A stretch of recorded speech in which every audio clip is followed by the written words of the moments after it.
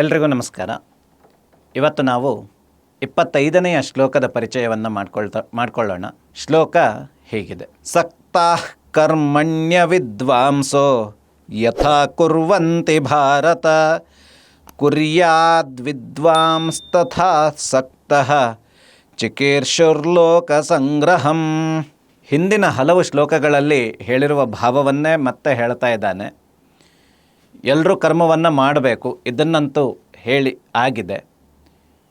ಎರಡು ವಿಧ ಅಂತ ಕೂಡ ಹೇಳ್ತಾನೆ. ಒಂದು ಜ್ಞಾನಿಗಳು, ಇನ್ನೊಂದು ಆ ಜ್ಞಾನವನ್ನು ಪಡೆಯದೇ ಇರುವವರು ಅಂತ. ಇನ್ನು ಆ ಜ್ಞಾನವನ್ನು ಪಡೆದವರಲ್ಲಿ ಅಥವಾ ಜ್ಞಾನವನ್ನು ಪಡೆಯುತ್ತಾ ಇರುವವರಲ್ಲಿ ಬೇರೆ ಬೇರೆ ರೀತಿಯ ಹಂತಗಳಿರುತ್ತೆ.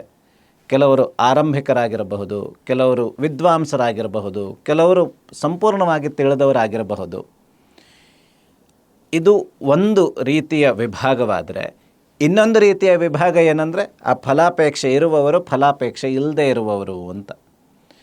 ಯಾರಿಗೆ ಫಲಾಪೇಕ್ಷೆ ಇಲ್ಲವೋ ಅವರನ್ನು ಜ್ಞಾನಿ ಅಂತ ಸಾಮಾನ್ಯವಾಗಿ ನಾವು ಈ ಶ್ಲೋಕಗಳನ್ನು ಗಮನಿಸಿದಾಗ ತಿಳ್ಕೊಳ್ತೀವಿ.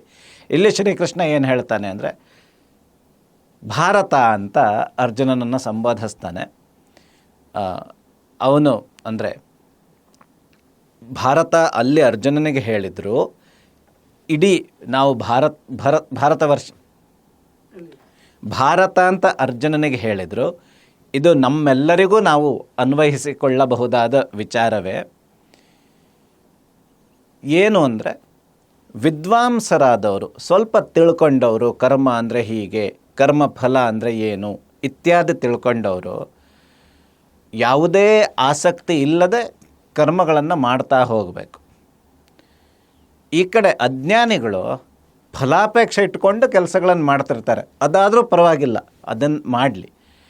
ಫಲಾಪೇಕ್ಷೆ ಇಟ್ಟುಕೊಂಡು ಕೆಲಸವನ್ನು ಶುರು ಮಾಡಲಿ, ತಮ್ಮ ಕರ್ಮಗಳನ್ನು ಮಾಡ್ತಾ ಇರಲಿ.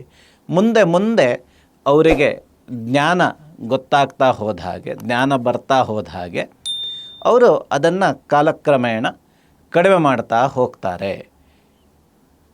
ಕೊನೆಯಲ್ಲಿ ಆ ಅಜ್ಞಾನದಲ್ಲಿ ಶುರುವಾಗಿದ್ದು ಜ್ಞಾನದ ಕಡೆಗೆ ಹೋಗತ್ತೆ. ಆ ಫಲಾಪೇಕ್ಷೆ ಅಂತ ಇದ್ದಿದ್ದು ಕೊನೆಯಲ್ಲಿ ಅನಾಸಕ್ತಿ ಆಗತ್ತೆ. ಕೆಲಸದಲ್ಲಿ ಅನಾಸಕ್ತಿ ಅಲ್ಲ, ಫಲದಲ್ಲಿ ಅನಾಸಕ್ತಿ. ಈ ರೀತಿ ಆದಾಗ ಕೊನೆಗೆ ಆ ವ್ಯಕ್ತಿಯ ಆಲೋಚನೆಗಳು, ಆ ವ್ಯಕ್ತಿಯ ಚಿಂತನೆಗಳು ತುಂಬ ಶುದ್ಧವಾಗತ್ತೆ. ಅಲ್ಲಿಂದ ಇನ್ನೊಬ್ಬರಿಗೆ ತೊಂದರೆ ಆಗೋದಿಲ್ಲ, ಇನ್ನೊಬ್ಬರಿಗೆ ಕೇಡಾಗೋದಿಲ್ಲ. ಈಗ ಪ್ರಪಂಚದಲ್ಲಿರುವ ಎಲ್ಲ ಜನರು ಸನ್ಮಾರ್ಗದಲ್ಲೇ ನಡೆದರೆ, ಒಳ್ಳೆಯ ರೀತಿಯಲ್ಲೇ ಇದ್ದರೆ ಬೇರೆಯವರಿಗೆ ತೊಂದರೆ ಆಗೋದಿಲ್ಲ. ಪ್ರತಿಯೊಂದು ಅದರ ವ್ಯವಸ್ಥೆಯ ಪ್ರಕಾರ ನಡೀತಾ ಇದೆ ಅನ್ನೋ ರೀತಿಯಲ್ಲಿ ಆಗತ್ತೆ. ಇಂತಹ ಒಂದು ಉನ್ನತ ಸ್ಥಿತಿಗೆ ಎಲ್ಲರೂ ಬರಬೇಕು ಅನ್ನೋದು ಆಶಯ, ಗೀತೆಯ ಆಶಯ, ಕೃಷ್ಣನ ಆಶಯ. ಅದನ್ನೇ ಆತ ಹೇಳ್ತಿದ್ದಾನೆ. ಕರ್ಮ ಮಾಡಲೇಬೇಕು, ಕರ್ಮ ಮಾಡದೆ ಆಗೋದೇ ಇಲ್ಲ. ವಿದ್ವಾಂಸರಾದವರು ಫಲಾಪೇಕ್ಷೆ ಇಲ್ಲದೆ ಮಾಡ್ತಾರೆ, ಅಜ್ಞಾನಿಗಳು ಫಲಾಪೇಕ್ಷೆಯಿಂದ ಮಾಡ್ತಾರೆ. ಯಾವುದಾದ್ರೂ ತೊಂದರೆ ಇಲ್ಲ, ಮಾಡಬೇಕು. ನಮ್ಮ ಭಾರತೀಯ ಸಂಸ್ಕೃತಿಯಲ್ಲಿ ನೋಡಿ, ಲೋಕೋ ಭಿನ್ನ ರುಚಿ ಅನ್ನೋ ಮಾತನ್ನು ಯಾವತ್ತೂ ಗಮನಿಸಿದ್ದಾರೆ, ಯಾವತ್ತೂ ಒಪ್ಕೊಂಡಿದ್ದಾರೆ.